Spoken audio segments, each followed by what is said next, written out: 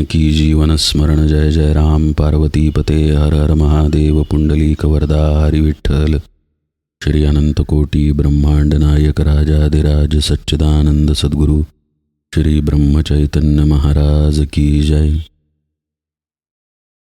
दासबोधाची उजळणी आपण श्री महाराजांच्या सेवेत पाहतोय। श्रवण निरूपण समासामध्ये अत्यंत महत्त्वाच्या बोधाकडे आता समर्थ वळले। जे श्रवण घडत आहे ते अंतःकरणामध्ये साठवलं गेलं पाहिजे, त्याचं मनन चिंतन केलं पाहिजे आणि त्या ठिकाणी सावधानताही पाहिजे। त्यांच्या ओव्या पहा। या नाव जाणावे मनन अर्थालागी सावधान निज ध्यासे समाधान होत असे। जे श्रवण झालेलं आहे तिथं आपलं मन एकाग्र करायचं आहे। यातही काही टप्पे आहेत बरं का। श्रवण होत असतानाचा कालावधी आहे, श्रवण संपल्यानंतर मग मननाचा कालावधी आहे आणि मग आचरणाचाही कालावधी आहे। टप्प्याटप्प्यानं आपण मनन हा विषय समजून घेऊया। आत्ता जे आपलं श्रवण सुरू आहे याचंच उदाहरण पाहू। श्रवण केल्याचं मनन होणं आवश्यक आहे असं आपण ऐकतोय। हे ऐकत असताना मनात इतर कोणतेही विचार करायचे नाहीत, नामस्मरण करायचं नाही। लक्षपूर्वक ऐका बरं का। दुसऱ्या कुठल्याही गोष्टीचं चिंतन करायचं नाही। मनात विचार करणं आणि चिंतन करणं यात थोडा सूक्ष्म फरक आहे, तोही आपण पाहूया। विचार करणं म्हणजे हे काय सांगितलं जातंय बरोबर की नाही। आत्ता कोण आलं दरवाजामध्ये, मोबाईलमध्ये मध्येच आपण पाहणार, मग मोबाईलमध्ये जे दिसणार त्याचा विचार येणार। खिडकीच्या बाहेर आपण बघणार, आज पण बहुतेक ऊन कडकच असणार आहे, थोडे ढग दिसत आहेत पण काही सांगता येत नाही। हे झाले विचार। हे श्रवण करताना करू नये। चिंतन पण करू नये श्रवण करताना दुसऱ्या कोणत्या तरी विषयाचं। उदाहरणार्थ समजा काल आपण बाजारातून आंबे आणले असतील, आता ते आंबे नीट ठेवले असतील की नाही कोणास ठाऊक। हा चिंतनाचा विषय श्रवणाच्या वेळी उपयोगाचा नाही। आणखीन काही गोष्ट असेल, समजा थोड्या वेळानं काही स्वयंपाक करायचा असेल किंवा ऑफिसचं काही काम आदल्या दिवशी झालेलं किंवा थोड्या वेळानं करायचं, तर त्याबद्दलचं चिंतन श्रवण सुरू असताना करू नये आणि नामस्मरण श्रवण सुरू असताना करू नये। ही फार महत्त्वाची गोष्ट। आता एकदम ऐकल्यानंतर हे कानाला खटकेल, पण ते आपण नीट समजून घेऊया। बऱ्याच जणांना सवय असते की हातात माळ ठेवायची, त्याच्यामधले मणी मागं सारत सारत नामस्मरण करायचं आणि एका बाजूला श्रवणही करायचं। असं पहा, आपण जेव्हा अक्षरी नाम घेतो तेव्हा आपलं मन, आपली बुद्धी, आपलं चित्त त्या नामात मिसळलेलं असलं पाहिजे। आता श्रवणाच्या वेळी हेच वापरावं लागतं। मग जर आपण एकाग्रतेनं नाम घेत असू तर आपण त्याच वेळी श्रवण कसं करणार। जसं आपण पाण्याचा घोट गिळणं आणि खोकणं एकाच वेळी करू शकत नाही, तशातला हा प्रकार आहे। आपण एकाग्रतेनं केवळ श्रवण करावं। अशा वेळी जपमाळ बाजूला ठेवावी आणि श्री महाराज काय सांगतायत, आपल्याला श्रवणातून काय मिळतंय हे एकतानतेनं श्रवण करावं। एकतानता हा शब्दही अत्यंत महत्त्वाचा आहे। म्हणजे इतर कुठेही मन भरकटू न देता एकाग्र होऊन लक्षपूर्वक केवळ आणि केवळ श्रवण करावं। असं श्रवण आपल्याला जास्त नाही, अर्धा पाऊण तासच करायचं आहे। ते करून झाल्यानंतर पुन्हा जपमाळ घ्यावी आणि शांतपणे नामामध्ये बुडून जावं। म्हणजे आपलं मन, आपली बुद्धी, आपलं चित्त सरळ एका रेषेमध्ये राहिलं पाहिजे आणि समोर आपल्याला श्रवण घडलं पाहिजे। इतर कुठेही ते हलता कामा नये। आणि नामस्मरणाच्या वेळीही असंच या तिन्ही गोष्टी एका सरळ रेषेत आल्या पाहिजेत आणि एकतानतेनं नामस्मरण घडलं पाहिजे। हे साधकाला सांभाळावं लागतं।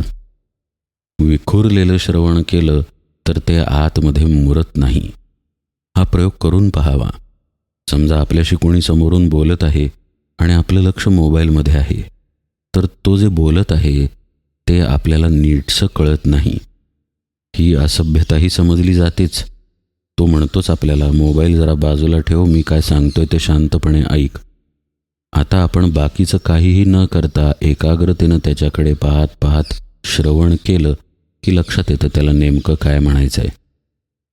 इथं तर पारमार्थिक श्रवणाचा विषय चालला आहे। अशी काही गोष्ट सद्गुरू आपल्याला सांगतायत जी देहाच्या पलीकडे जाण्यासाठी आपल्याला उपयोगी आहे, आपल्या साधनेच्या अंतर्मुखतेच्या अभ्यासासाठी उपयोगी आहे, तर इथे किती लक्ष एकाग्र असलं पाहिजे. म्हणून समर्थ म्हणतात की या नाव जाणावे मनन, अर्थालागी सावधान.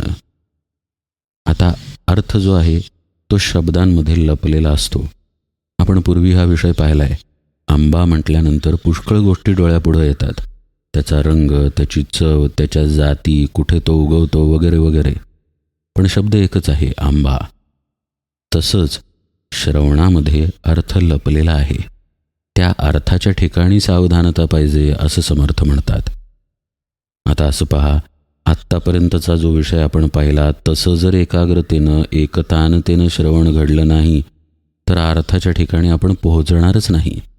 वरच्यावर वारं वाहून जातं तसं श्रवण घडेल. पण एकतानतेनं जर श्रवण केलं गेलं तर अर्थ आपल्याला सापडतो. आता हा अनुभवण्याचा विषय आहे. जो साधनेच्या वाटेवरती चालत असतो ना, त्याची चित्तवृत्ती, त्याची मनोवृत्ती आणि त्याचे स्वभाव, त्याच्या प्रकृतीतले बदल त्याला जाणवत असतात. त्याच्या अंतरामध्ये जे घडत असतं त्याचं प्रतिबिंब त्याला श्रवणामधून सापडायला लागतं.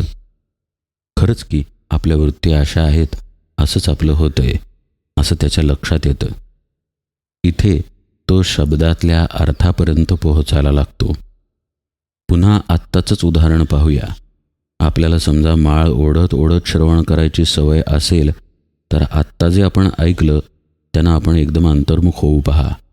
खरंच की आपलं लक्ष मग जपाकडे होतं की श्रवणाकडे होतं? बरोबर आहे, असं काहीतरी अर्धवट होत होतं.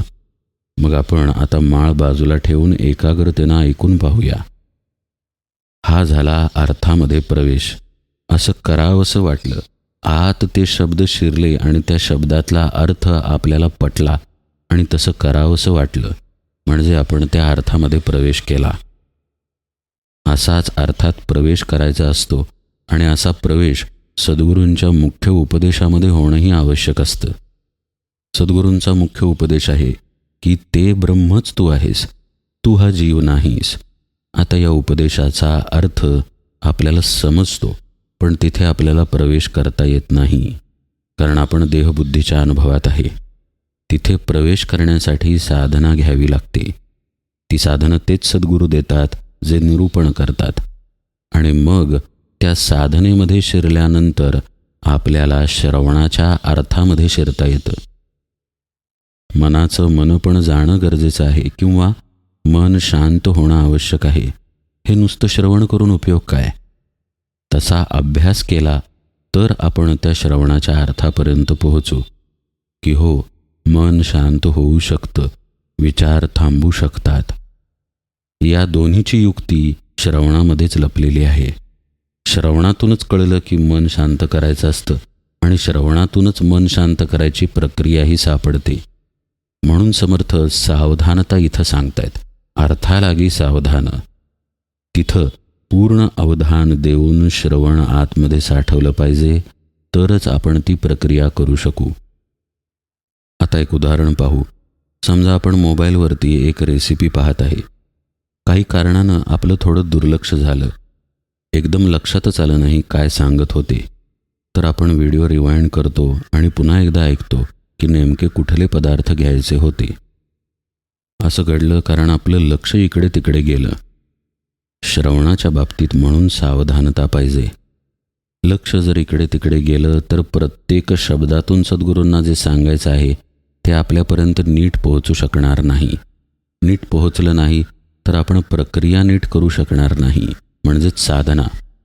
मग आपलं नंतर असं होतं, कसं घ्यायचं होतं ना, मग कशा पद्धतीनं सद्गुरूंनी सांगितलेलं, ध्यान नक्की कसं करायचं होतं आपल्या लक्षातच आलं नाही.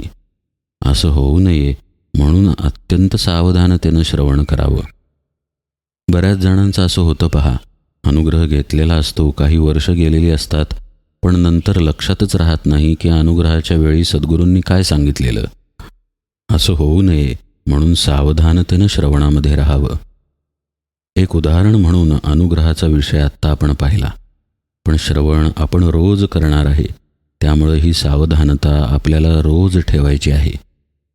मग पुढे जाऊन समर्थ आणखीन खोलातील उपदेश करतात की निजध्यासे समाधान होत असे. हे समाधान वृत्तीरहित असलेलं समाधान आहे बरं का. हे समाधान आत्मसमाधान आहे, इंद्रियांचं समाधान नाही. म्हणजे अर्थातच इथं साधक आपल्या स्वरूपाच्या अत्यंत जवळ आहे, पण इथं जायला त्याला ध्यास धरावा लागेल आणि तोही निजत्वाचा, म्हणून तो शब्द आहे निजध्यास. तुकाराम महाराजांनी क्रमच सांगितलेला आहे. सोडू नये कीर्तन पुराण श्रवण मनन निधिध्यासन साक्षात्कार. हा ध्यास जो आहे तो निधिध्यासानं घडला पाहिजे. म्हणजे रोजच्या रोज तोच ध्यास केवळ असला पाहिजे. एकदा विषयाचा ध्यास आहे आणि मग एकदा स्वरूपाचा ध्यास आहे, याला निधिध्यास म्हणत नाहीत. निधिध्यास हा निज म्हणजे आत्मस्वरूपाचा ध्यास असला पाहिजे आणि तो ध्यास लागण्यासाठी श्रवणाचं मनन व्हावंच लागेल. म्हणूनच तुकाराम महाराज जो क्रम सांगतात त्यामध्ये आधी कीर्तन निरूपण श्रवण आहे. सोडू नये कीर्तन पुराण श्रवण, मग त्याचं मनन निधिध्यासन आहे आणि मग साक्षात्कार आहे. हा साक्षात्कार म्हणजेच जीव आत्म्यामध्ये विलीन होणं, जीवाला त्याचं स्वरूपच कळून येणं, तो स्वरूपाकार होणं हा साक्षात्कार. म्हणजे त्याची ओळखच बदलून जाणं. मी जीव मज बंधन ही आजची ओळख आहे, ही बदलून अहम आत्मा ही ओळखच होऊन जाणं हा साक्षात्कार. समोर काहीतरी प्रगट होणं, काहीतरी अनुभव होणं म्हणजे साक्षात्कार नाही. समर्थ आपल्याला सांगतायत की या निजध्यासापर्यंत श्रवणाच्या अर्थाच्या ठिकाणी सावध राहून जर मनन चिंतन घडलं तरच जाता येतं आणि मग वृत्तीरहित समाधान, विषयरहित समाधान आपल्याला मिळतं. समर्थ म्हणतायत, बोलल्याचा अर्थ कळे तरीच समाधान निवळे, अकस्मात अंतरी वळे निस्संदेहता. आपल्याला जर शब्दांमधला अर्थ कळला तरच हे घडून येणार ना, स्वाभाविक आहे. आत्ताच आपण विषय पाहिला. समर्थ म्हणतायत, मग अंतरामध्ये निस्संदेहता आपोआपच येते. संदेहता म्हणजे देहभाव, त्यामुळे निस्संदेहता म्हणजे आत्मभाव. लगेच उल्लेख केलाय समर्थांनी पुढे, संदेह जन्माचे मूळ. ज्याला संत वासना म्हणतात त्यालाच काही संत देहभाव म्हणतात. दोन्ही गोष्टी फार वेगळ्या नाहीत. देहभाव म्हणा, वासना म्हणा, यामुळेच जन्म झालेला आहे. ते मूळ तुटून जातं. संदेह जन्माचे मूळ, ते श्रवणे होये निर्मूळ. पुढे सहजची प्रांजळ समाधान. जे समाधान अलीकडे ते सांगत होते त्या समाधानाचा थोडा मार्गही त्यांनी सांगितला. ज्या क्षणी देहाचा विसर आहे त्याच क्षणी समाधान आहे. ज्या क्षणी मन शून्य झालेलं आहे, वृत्ती निस्तरंग झालेल्या आहेत, तिथंच खरं समाधान आहे. आत्ता हा 7व्या दशकातील 8वा समास चालू आहे श्रवण निरूपण. पण 5वा समास जो आहे द्वैत कल्पना निरसन, त्यात समर्थांची ओवी होती पहा, वृत्तीरहित जे ज्ञान तेची पूर्ण समाधान, जेथे तुटे अनुसंधान माया ब्रह्मीचे. या समाधानाच्या स्थितीपर्यंत जाण्याचा मार्ग साधकाला श्रवणामधून सापडतो. म्हणून समर्थ म्हणतात, पुढे सहजची प्रांजळ समाधान. मग समर्थ आपल्याला सावध करतात, जेथे नाही श्रवण मनन तेथे कैचे समाधान, मुक्तपणाचे बंधन जडले पायी. याचा अर्थ असा की ज्या स्थानी आपण जातो साधना करायला, सद्गुरूंकडे जात असू तर तिथं नित्याचं श्रवण मनन पाहिजे. पण काही जण सद्गुरूंच्या स्थानी जात नसतात, आपल्या नित्यनैमित्तिक जीवनामध्ये असतात, तर त्या जीवनामध्ये श्रवण मननाला नित्य स्थान पाहिजे. ते जर नसेल तर समर्थ म्हणतात तिथं समाधान येऊ शकत नाही. आणि पुढं म्हणतात, मुक्तपणाचे बंधन जडले पायी. मुक्तपणाचे बंधन म्हणजे आपण मुक्त झालो असं साधनेतनं साधकाला वाटायला लागतं. तो भ्रमात अडकायला लागतो, त्याच्याच अभिमानात गुरफटायला लागतो. श्रवण असेल तर असं होत नाही. श्रवण आपल्याला जागेवर ठेवतं, ताळ्यावर ठेवतं. श्रवण नसेल तर मात्र मग मुक्तीचा भ्रम तयार होतो. हा भ्रम किंवा ही एक प्रकारची भावना, हा मनाचा समज साधकाचंच नुकसान करतो. म्हणून त्यानं नित्य श्रवणामध्ये राहणं आवश्यक आहे. नाहीतर त्याचे स्वतःबद्दलचे गैरसमज वाढत जाऊन त्याचंच भ्रमात रूपांतर होतं आणि तो ते भ्रम दृढतेनं धरतो. मग खरोखरच त्याला वाटायला लागतं की आपण आता पूर्ण झालो, आपल्याला आता सगळं काही कळायला लागलं. श्रवण वेळोवेळी सावध करून साधनेच्या रस्त्यावरती साधकाला आणतं. समर्थ म्हणतायत, मुमुक्ष साधक अथवा सिद्ध श्रवणे विण तो अबद्ध, श्रवण मनने शुद्ध चित्तवृत्ती होये. जे आपण पाहत आलोय ते एका ओवीमध्ये समर्थांनी स्पष्टपणे सांगितलं की साधनेमध्ये तुमची अवस्था कोणतीही असो, श्रवणामुळंच चित्तवृत्ती शुद्ध होते आणि राहते. इत्यर्थ असा की श्रवण सोडू नये. जेथे नाही नित्य श्रवण ते जाणावे विलक्षण, तेथे साधके एक क्षण क्रमू नये सर्वथा. जेथे नाही श्रवण स्वार्थ, तेथे कैचा हो परमार्थ, मागे केले तितुके व्यर्थ श्रवणे विण होये. आणखी काय समर्थांनी सांगायचं ते म्हणतायत, ज्या ठिकाणी तुम्ही परमार्थ आचरायला जाता, मग एखादा मठ असेल, एखादं मंदिर असेल, आपल्या सद्गुरूंचं स्थान असेल, तिथं जर नित्य श्रवण होत नसेल तर ते स्थान त्यागून टाकावं. श्रवण घडलंच पाहिजे. श्रवणाशिवाय साधकानं राहू नये. आणि या श्रवणातून आपल्याला आपला निजस्वार्थ साधायचा आहे. नुसता स्वार्थ नाही बरं का, निजस्वार्थ म्हणजे मी आत्माच आहे हा खरा स्वार्थ आपल्याला साधायचा आहे. तो जर साधला जात नसेल तर तिथं परमार्थ कुठून असणार असा प्रश्न करतात समर्थ. अशा ठिकाणी राहिल्यामुळं म्हणजे श्रवणाशिवाय राहिल्यामुळं आपली केलेली साधना व्यर्थ जाते. त्या साधनेचे काय समज गैरसमज आपल्या चित्तवृत्तीवरती आरूढ होतील याचा नेम नाही, कारण आतील अभिमानाचं पूर्णपणे उच्चाटन झालेलं नाही. म्हणून कायम श्रवणाला धरून ठेवून साधनेवरती राहावं.